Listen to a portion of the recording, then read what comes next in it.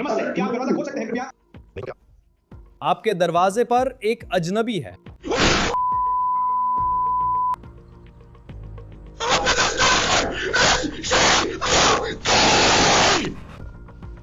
कैमरे में कैद एक सचमुच का खौफनाक मंजर आप देख रहे हैं ऑन द केस, जिसे लॉ एंड क्राइम प्रस्तुत करता है। मैं क्रिस स्टीवर्ट हूं।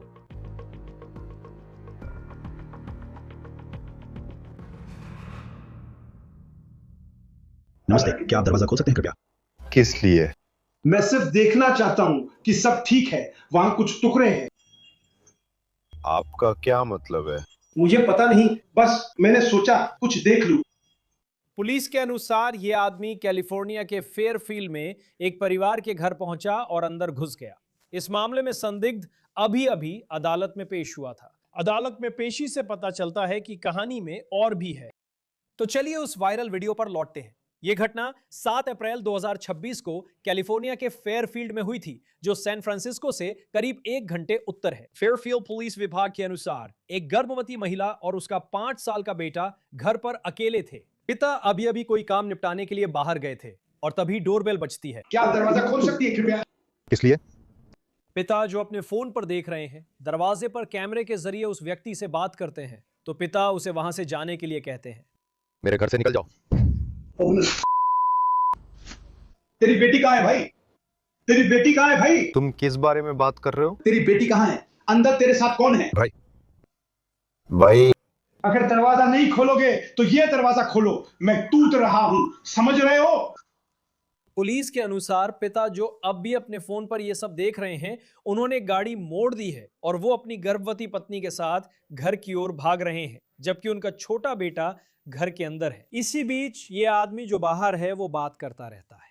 वो अपना नाम एक अजीब सा बताता है। मुझे नहीं पता तुम कौन हो, लेकिन तुम इस मोहल्ले के नहीं हो। लेकिन ये मेरा मोहल्ला है। हाँ, मैं वहीं रहता हूँ। मैं तुम्हें नहीं जानता। मेरा नाम हैरी ड्रस्टन है। दरवाजा खोलो। ये मेरा पड़ोस है। Open door.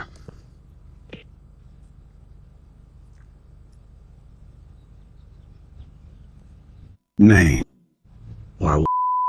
In you. क्या आप मेरी बात समझते हैं? नाम हैरी ड्रेस्टन है। वो एक काल्पनिक जादूगर जासूस है जो द ड्रेस्टन फाइल्स किताबों की सीरीज से है, और पुलिस के अनुसार यही नाम इस आदमी ने बताया, लेकिन ये उसका असली नाम नहीं है। कथित तौर पर उसने दीवार से चीजें उखाड़ना शुरू कर दिया। क्या कर रहे हो? ये क्या कर रहे हो? नहीं, कोई धोखेबाज नहीं। नहीं, धोखेबाज। मुख्य दरवाजा बंद था, लेकिन फेयरफील्ड पुलिस के अनुसार उस आदमी, जिसका असली नाम जेसन निकल्स है, ने स्लाइडिंग कांच के दरवाजे से घर में प्रवेश कर लिया। कोर्ट के दस्तावेजों के अनुसार मां और उसका बेटा गैराज में छुपे हुए हैं। फिर अंदर लगी रिंग कैमरा अगली घटना को रिकॉर्ड कर लेती है। मैं भगवान की कसम खाता हूं, क्या तुम मेरी बात समझ रहे हो? आखिरकार पिता घर पहुंचते हैं और वो एक फावड़ा उठाते हैं ताकि इस स्थिति को खत्म किया जा सके।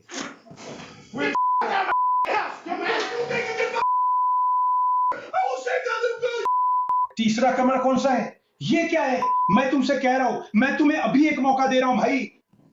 मैं तुम्हें एक मौका दे रहा हूं, मेरे घर से निकल जाओ। यही तीसरा कमरा है भाई। मैं तुम्हें कह रहा हूं, मेरे घर से निकल जाओ प्लीज। कोई सवाल है? मेरे घर से निकल जाओ सवाल पूछने के लिए। धन्यवाद प्लीज। वहां अंदर कोई नहीं है। अंदर 3 कमरे हैं। मैं नहीं जानता कि आप कौन हैं। बेहतर होगा कि आप निकल जाए। भाई, मुझे नहीं पता आप किसके बारे में बात कर रहे हैं। तुम्हारी चीख, क्या तुम फौज में हो? हाँ। ठीक है, क्या आप मेरी मदद कर सकते हैं? ठीक है। मैं समझता हूँ कि आप अभी किस दौर से गुजर रहे हैं। हाँ। क्या आप बाहर आ सकते हैं? हाँ सर, धन्यवाद पूछने के लिए। धन्यवाद। न्यूयॉर्क पोस्ट के मुताबिक अधिकारियों ने पुष्टि की है कि जेसन निकोल्स पूर्व सैनिक नहीं है, जबकि उन्होंने घर के मालिक से ऐसा कहा था। अब इस वीडियो में लड़ाई नहीं दिखाई गई है, लेकिन फेयरफील्ड पुलिस विभाग के अनुसार दोनों व्यक्तियों को सिर में चोटें आईं और पुलिस का कहना है कि वे कुछ ही मिनटों बाद वहां पहुंच गए थे। फेयरफील्ड पुलिस और अदालत रेकॉर्ड के मुताबिक निकोल्स पर कई गंभीर अपराधों का मामला दर्ज हुआ। घर में घुसकर चोरी, घातक हथियार से हमला, आपराधिक धमकी देना और तोड़फोड़। यह घटना 7 अप्रैल को हुई थी। नई जानकारी मिली है जो काफी चिंताजनक है। निकोल्स की हालिया अदालत पेशी से कुछ नए विवरण सामने आए हैं, जो मामले को और भी गंभीर बना रहे हैं। न्यूयॉर्क पोस्ट द्वारा प्राप्त अदालत के रिकॉर्ड के अनुसार जेसन निकोल्स ने 13 अप्रैल को पहली बार अदालत में पेशी दी, जो कि चोरी की घटना के 6 दिन बाद था। उन्होंने उन आरोपों पर कोई औपचारिक जवाब दर्ज नहीं कराया और जज ने उनकी जमानत बढ़ाकर $1,50,000 कर दी। कहा गया है कि निकोल्स उसी इलाके में रहता था जहां यह परिवार था, और अगर सच है तो ये डरावना है। हम आगे इसके बारे में बात करेंगे। जज के अनुसार इस मामले में पीड़ितों की सुरक्षा सबसे महत्वपूर्ण है, लेकिन जाहिर तौर पर जो कुछ हमने 7 अप्रैल को कथित तौर पर होते हुए देखा, वो निकोल्स की हाल ही की एकमात्र समस्या नहीं है, क्योंकि अब उन पर एक नया आरोप लगा है और ये उस वायरल रिंग डोरबेल घटना से जुड़ा नहीं है जिसके बारे में हम बात कर रहे थे। फेयरफील्ड पुलिस विभाग के इस हालिया बयान के अनुसार एक गवाह सामने आया है और उस गवाह ने निकोल्स और उनके बच्चे के बीच 5 अप्रैल को हुई एक कथित मुलाकात की रिपोर्ट की है, जो कि उस दूसरी घटना से 2 दिन पहले की है जिसमें दूसरा परिवार शामिल था। पुलिस का कहना है कि उन्होंने जांच की और अब निकोल्स पर एक अतिरिक्त आरोप लगाया गया है, और वो आरोप है 18 साल से कम उम्र के बच्चे को परेशान या छेड़ने का। पुलिस के बयान में कहा गया है कि जांच अभी जारी है और इसमें एक नाबालिग के शामिल होने के कारण वे इस पर और जानकारी जारी नहीं कर रहे हैं। अदालती रिकॉर्ड के अनुसार निकोल्स 23 अप्रैल को फिर अदालत में पेश होंगे। अब हमारे साथ रिटायर्ड पुलिस कमांडर और प्रोफाइलिंग ईवल के होस्ट माइक किंग जुड़े हैं। लॉ एंड क्राइम पर आपको देखकर खुशी होती है। कई बार मैं सोचता हूं, क्या मुझे वाकई में अपना रिंग डोरबेल चाहिए? आप जानते हैं क्या मैं, क्योंकि आपको हर महीने सब्सक्रिप्शन के लिए पैसे देने पड़ते हैं। आप ये कहानी देखकर सोचते हैं, क्या मेरे घर में काफी रिंग डोरबेल हैं? ये डरावना है। क्रिश, मैं तुम्हारे साथ हूं। मेरा मतलब है, यही बिल्कुल वही सोच थी जो मेरे दिमाग में आई थी। मैं इस केस के बारे में सोचता हूं। मैं नैन्सी गथरी केस के बारे में सोचता हूं। जो जानकारी आती है उसकी मात्रा। सच कहूं तो ये मामला इतना परेशान करने वाला था कि अगर लोगों के पास ये नहीं है तो उन्हें एक लेने के बारे में सोचना चाहिए। हाँ, और इस डोरबेल कैमरा वीडियो से सीखने के लिए बहुत कुछ है जो सार्वजनिक किया गया है। आप देख सकते हैं कि यह व्यक्ति सामने दरवाजे पर है और उसकी बातें बताती हैं कि वो कल्पना की दुनिया में है। सबसे पहले उन अधिकारियों के लिए जो इस पर प्रतिक्रिया दे रहे हैं, इस घर के मालिक के रूप में वो अपनी जान के लिए लड़ रहा है, ऐसा वह सोचता है, और अपने परिवार की रक्षा कर रहा है। जब आप पहली बार मौके पर पहुंचते हैं और जानते हैं कि झड़प हो सकती है, तो अधिकारियों को कैसा अनुभव होता है?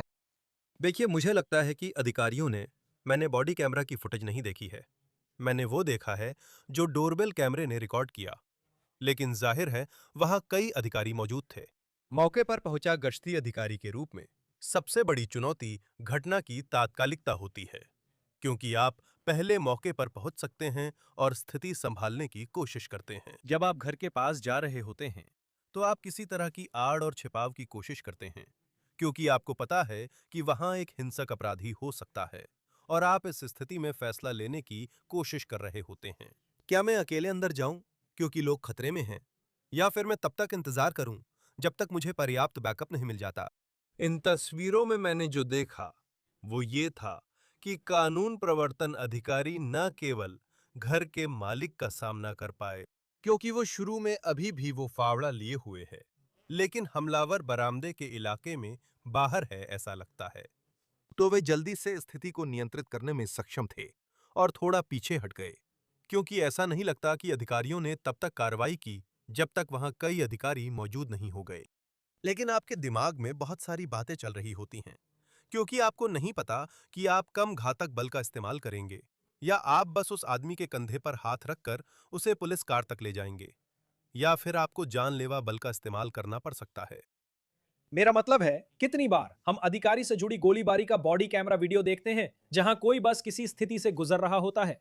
मुझे नहीं पता इसे एपिसोड कहना सही है या नहीं, मैं नहीं जानता उसके दिमाग में क्या था। मेरा मतलब है, वो साफ तौर पर काल्पनिक किरदार जैसी चीजों की बात कर रहा है। लेकिन आप जानते हैं, रिंग डोरबेल कैमरा देखकर लगता है कि ये उस स्तर तक बढ़ सकता था। ये इस पर निर्भर करता है कि आगे क्या हुआ। जैसा कि मैंने पढ़ा, जाहिर तौर पर वो थक गया था, आप जानते हैं, और फिर उसने जैसे हार मान ली। जब आप रिंग डोरबेल कैमरा देखते हैं, क्योंकि मेरे लिए, मैं बस उसे और ज्यादा गुस्से में आते हुए देखता हूं, और फिर आप जानते हैं ये डरावना है। लेकिन एक जांचकर्ता के रूप में जब आप अपना केस तैयार कर रहे थे, तो ऐसे कौन से पल थे जो आपके लिए सबसे अलग थे? मुझे लगता है कि जब आप उस व्यवहार को देखते हैं जो इसमें शामिल था, तो आपको कुछ अलग-अलग सिद्धांतों को ध्यान में रखना पड़ता है। सबसे पहली बात, ये हो सकता है कि दरवाजे पर आया व्यक्ति सच में चिंतित था और उसे लगा कि अंदर कोई मुसीबत में है और वो इस कहानी में हीरो बनना चाहता था और ये सुनिश्चित करना चाहता था कि सब कुछ ठीक है। आपको इसे एक संभावना के रूप में रखना होगा। लेकिन फिर जब आप उसका व्यवहार बदलते हुए देखते हैं, जब आप देखते हैं कि वो आदमी बाथरोब पहने हुए है और उसके पैरों में फ्लिप फ्लॉप चप्पलें हैं, तो साफ लगता है कि ये अचानक लिया गया फैसला था। यह कोई ऐसा नहीं था जो पूरी तैयारी के साथ मिशन पर गया हो। लोग कह रहे हैं शायद वह फौजी है, शायद नहीं, हमें कुछ भी पता नहीं। मुझे नहीं लगता इनमें से किसी की पुष्टि हुई है, पर इससे फर्क नहीं पड़ता। वह किसी कारण जा रहा है, चाहे कारण सही हो, जैसे वह सच में मानता है वहां कुछ है। ठीक है, लेकिन उसने पुलिस को क्यों नहीं बुलाया? या फिर इसमें मानसिक बीमारी शामिल है और हमें इस खास मामले में इसे भी ध्यान में रखना होगा। लेकिन घर के अंदर मौजूद लोगों या मौके पर पहुंचे पुलिस अधिकारियों के लिए मुझे फर्क नहीं पड़ता कि ये मानसिक बीमारी है या आक्रामक हरकत। लोगों को सुरक्षित रहने का हक है, पुलिस अधिकारियों को भी सुरक्षित रहने का हक है, घर का मालिक भी सुरक्षित रहने का हकदार है। और सच कहूं तो हमारे जैसे देश में, जहां इतने सारे लोग अपने दरवाजे के पीछे हथियार रखते हैं, यह आदमी शायद बहुत किस्मत वाला है कि इसे सीने में कुछ गोलियां नहीं लगीं।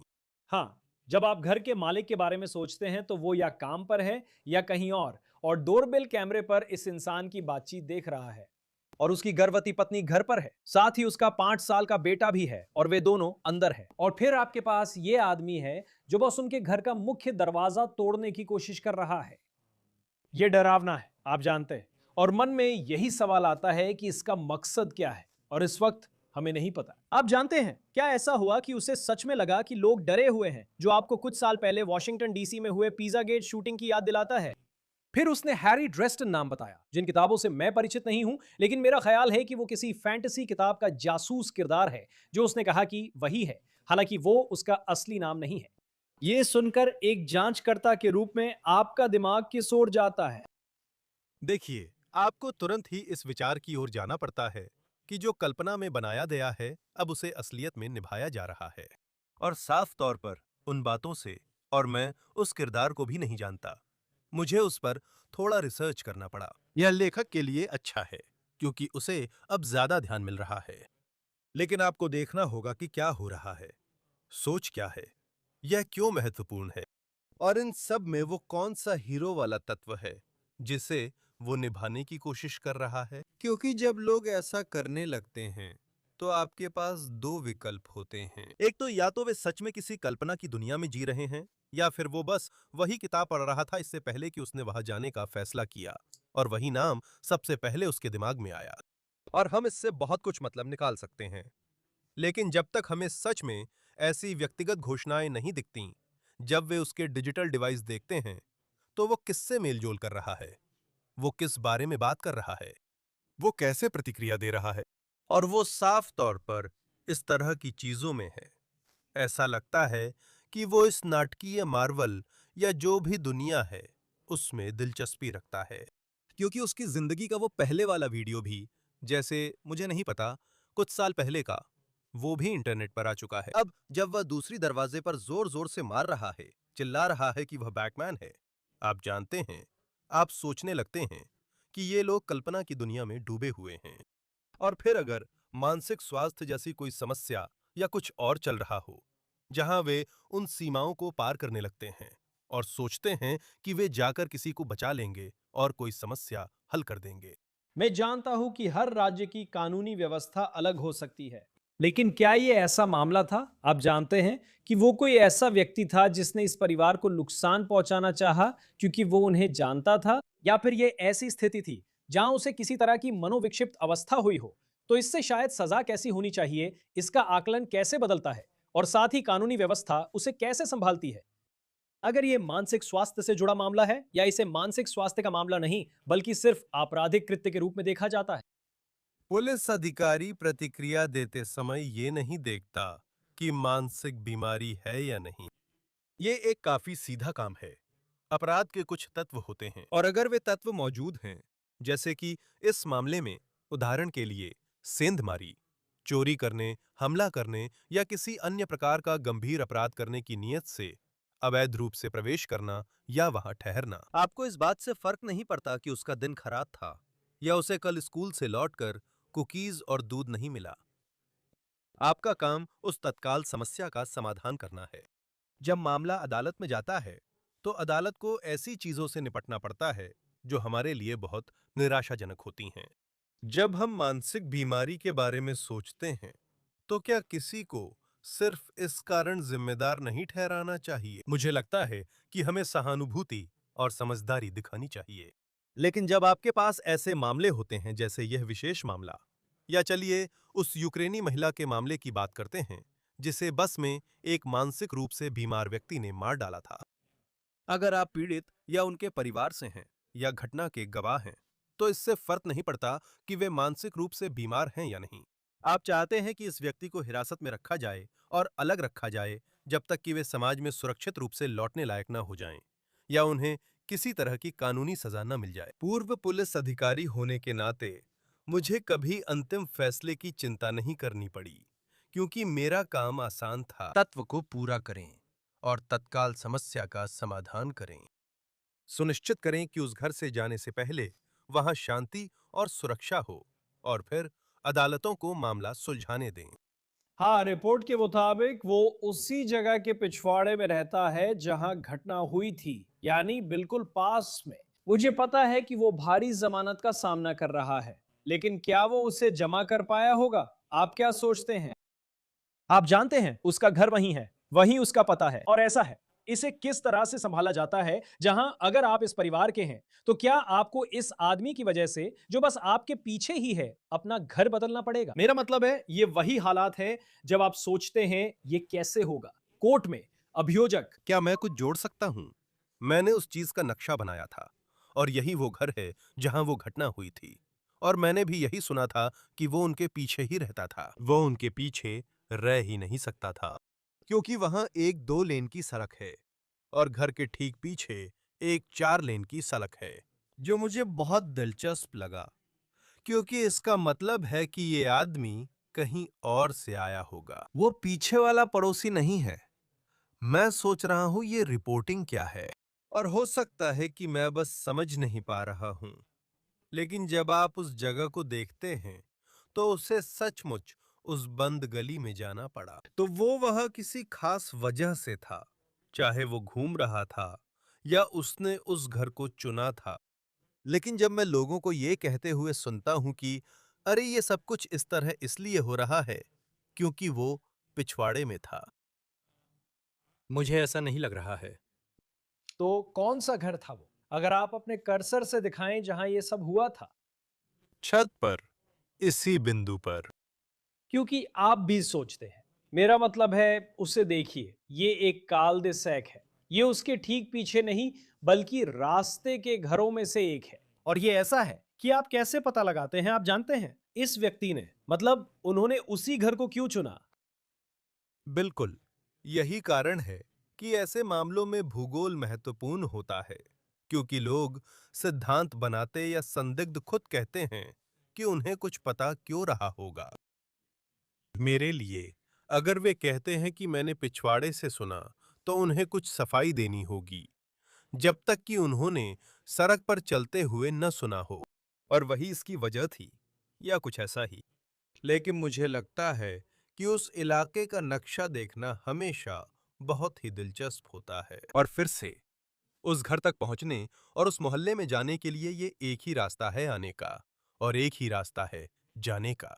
मैं देख नहीं सकता, और मैंने उदाहरण के लिए गूगल स्ट्रीट इमेज भी नहीं देखी है, लेकिन मैं समझ नहीं सकता कि उस व्यस्त सड़क के साथ उनकी पिछली बाड़ नहीं रही होगी। और उस घर तक केवल सामने से ही पहुंचा जा सकता है, जब तक कि आप बाड़ नहीं फादते, मेरा मानना है। नहीं, ये सही है।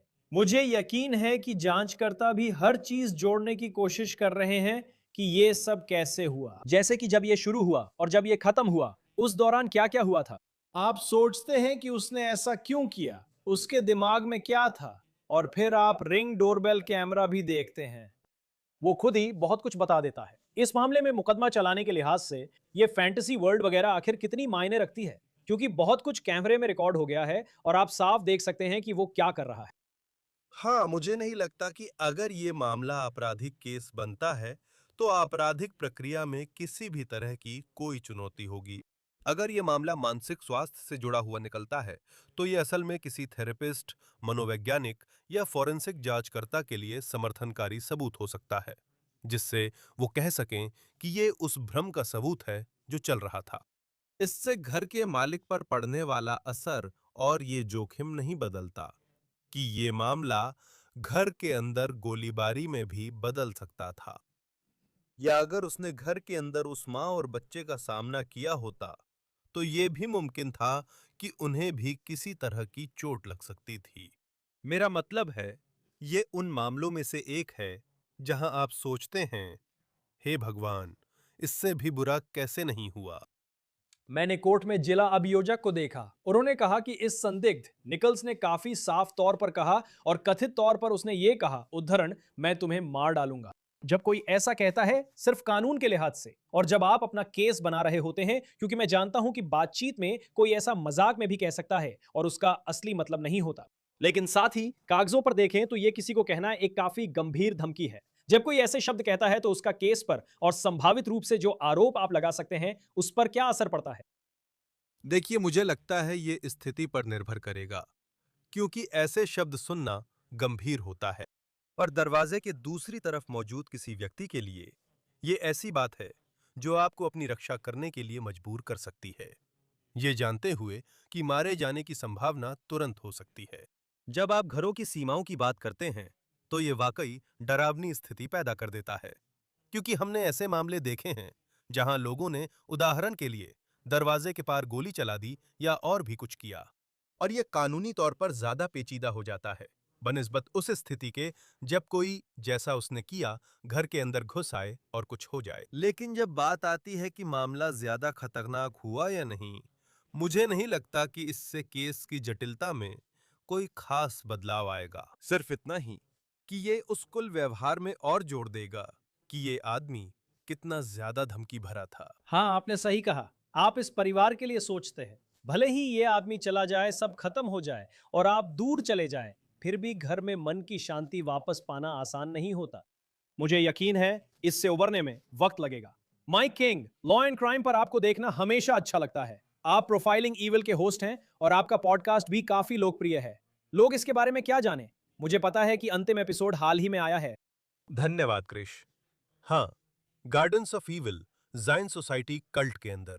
दोस्तों, सुनना बिल्कुल मुफ्त है, लेकिन मुझे जो विज्ञापन से आय होती है वह वास्तव में बच्चों के अधिकारों से जुड़े मुद्दों और वेबर स्टेट यूनिवर्सिटी में एक नई स्कॉलरशिप के लिए जा रही है, जो मेरे पुराने कॉलेज में क्रिमिनल जस्टिस के छात्रों के लिए है। पॉडकास्ट के पीछे विचार ये है कि ये एक भयानक कल्ट के पीड़ितों को आवाज देता है, जिसे कई साल पहले जांचकर्ताओं की एक टीम ने तोड़ा था, जिसका नेतृत्व करने का सौभाग्य मुझे मिला। उन पीड़ितों ने अब मौका मांगा है कि वे दशकों पहले उनके साथ जो हुआ उसकी बात साझा कर सकें। ये पॉडकास्ट बेहद प्रभावशाली है और एप्पल पर दुनिया भर में नंबर 1 रहा। और बस कल ही एप्पल ने घोषणा की कि हम इस महीने के लिए नंबर 1 ट्रू क्राइम पॉडकास्ट हैं। तो ये शानदार है। नहीं, ये शानदार है और सुनने लायक बेहतरीन कहानी है। Mike King, retired police commander, law and crime पर आपका आना हमेशा अच्छा लगता है। धन्यवाद। धन्यवाद क्रिश। ये था ऑन द केस, जिसे लॉ एंड क्राइम प्रस्तुत करता है। YouTube, Spotify पर सब्सक्राइब करें और पीकॉक पर देखें। मैं क्रिस स्टीवर्ट हूं, फिर मिलेंगे।